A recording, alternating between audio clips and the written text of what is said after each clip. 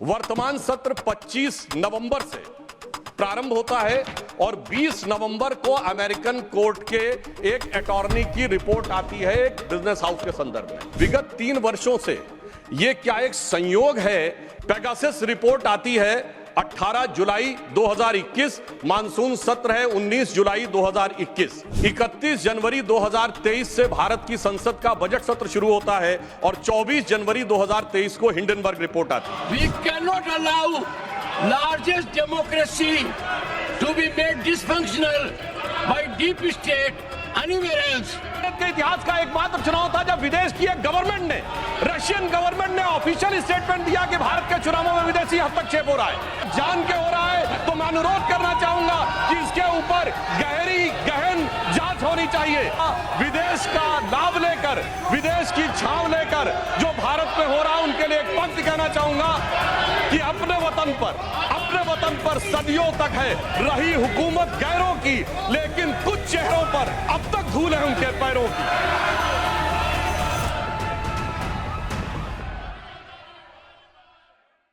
विगत 3 वर्षों से यह क्या एक संयोग है कि जिस समय भारत की संसद का सत्र चलता है, मैं सिर्फ एक संयोग बता रहा हूं, भारतीय फार्मर्स के बारे में रिपोर्ट आती है 3 फरवरी 2021, बजट सत्र है 29 जनवरी 2021।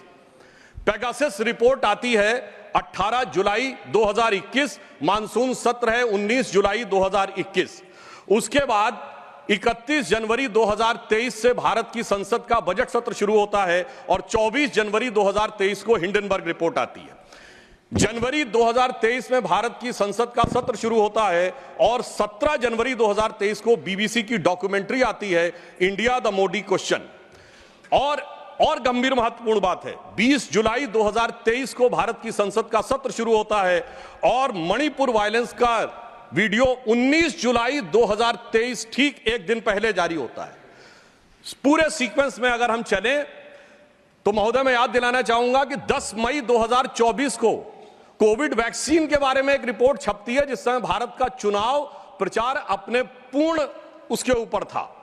फिर अभी वर्तमान सत्र हम बताना चाहते हैं कि मानसून सत्र 22 जुलाई से 9 अगस्त के बीच में शुरू होता है और 10 अगस्त को हिंडनबर्ग की रिपोर्ट आती है।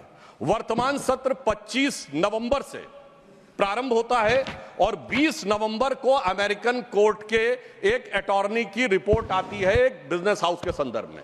मैं सिर्फ देश के सामने बात रखना चाहता हूं।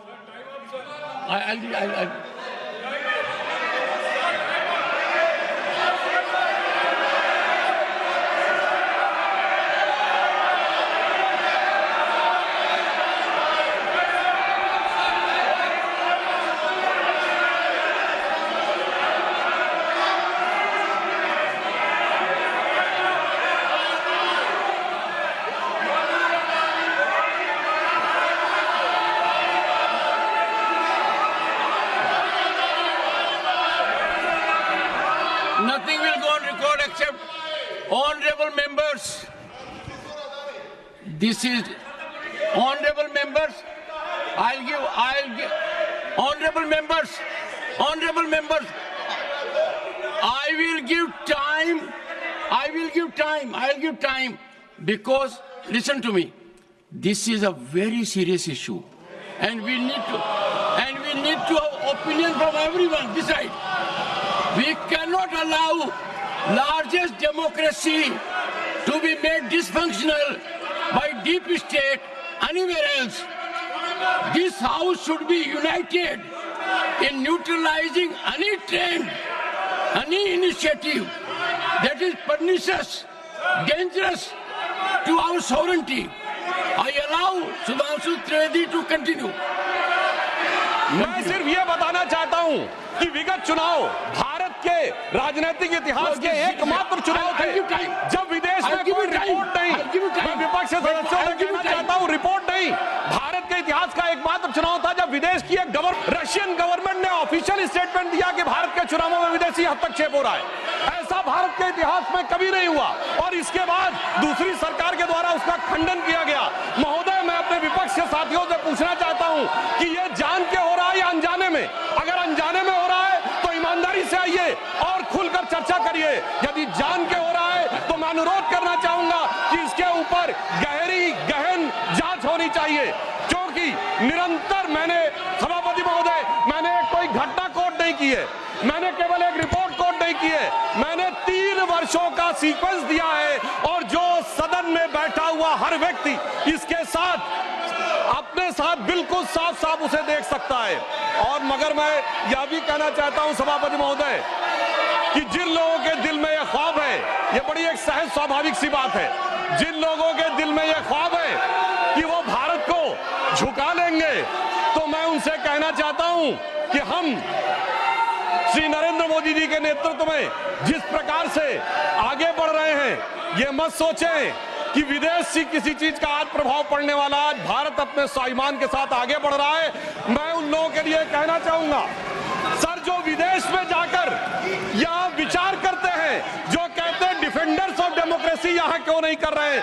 सर, डिफेंडर्स ऑफ डेमोक्रेसी जिनको कहते थे वो प्रधानमंत्री जी की तारीफ कर रहे हैं।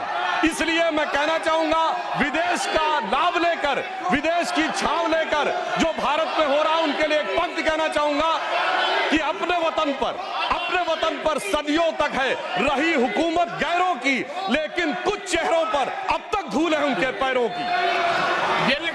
इसलिए मैं सभापति ji, mister Derek O'Brien,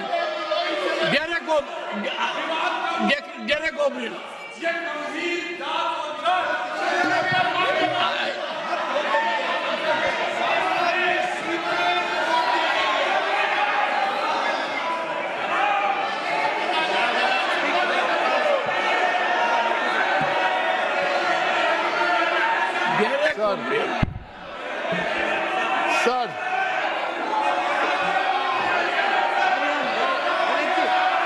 The House stands adjourned to meet at 12 noon today.